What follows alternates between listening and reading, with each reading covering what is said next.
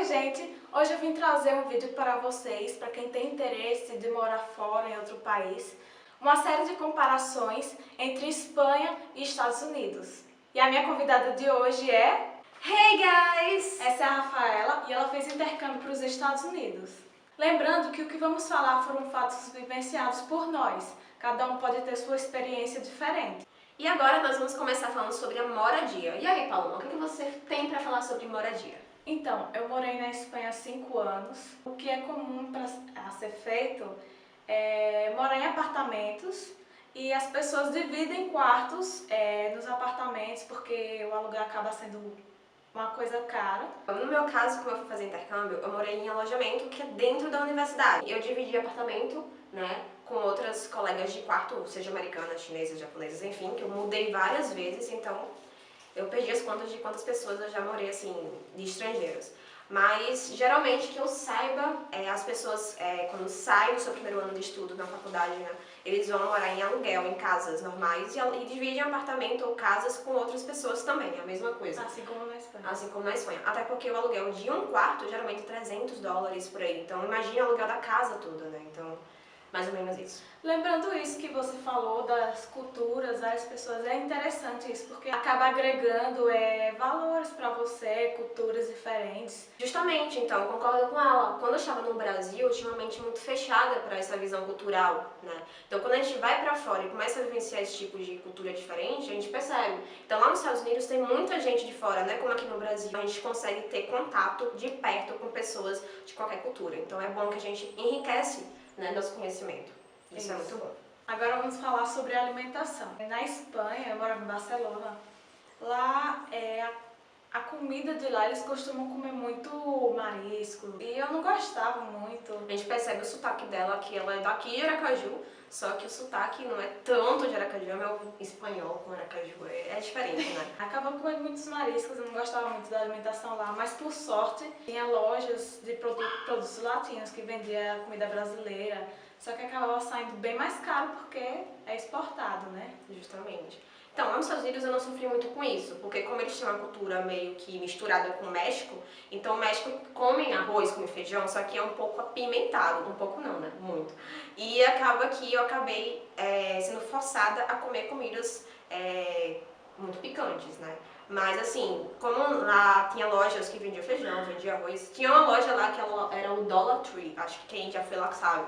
E tipo assim, eu comprava meio quilo de feijão por $1, então eu comprava e fazia em casa. E agora falar sobre entretenimento, passeios, etc. Bem, eu não tinha dito, né, pra quem não sabe, mas eu morei em Kansas, né, que é nos Estados Unidos, na cidade de Lawrence, e estudei na Universidade de Kansas, né. Então, pra começar sobre passeios, né, sobre coisas que a gente vivenciava lá. Conte-nos. O passeio lá é pela cidade mesmo, a arquitetura lá é muito rica, tem muitos castelos. Europa, né? Bem bonito. A natureza, os próprios parques mesmo já são muito lindos. Às vezes acabamos levando até só o bocadinho, que é o sanduíche, que é bem comum lá levar o bocadinho para qualquer lugar, que os espanhóis adoram.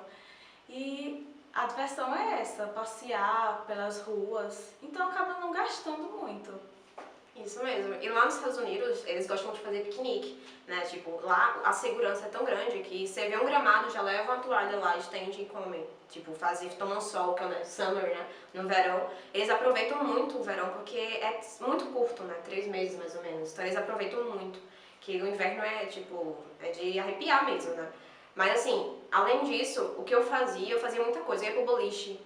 E tipo, o boliche lá era muito barato. Ia pras festas também, porque eu queria conhecer tudo que eu tivesse direito. E só saindo eu ia conseguir praticar o inglês, né? Porque, querendo ou não, o inglês não é tão fácil como a gente acha que é.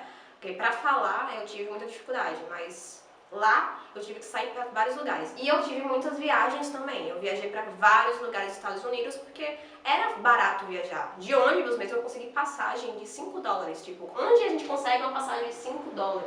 Exato. Não consegue. Aqui Então, no Brasil... Acho que não, hein?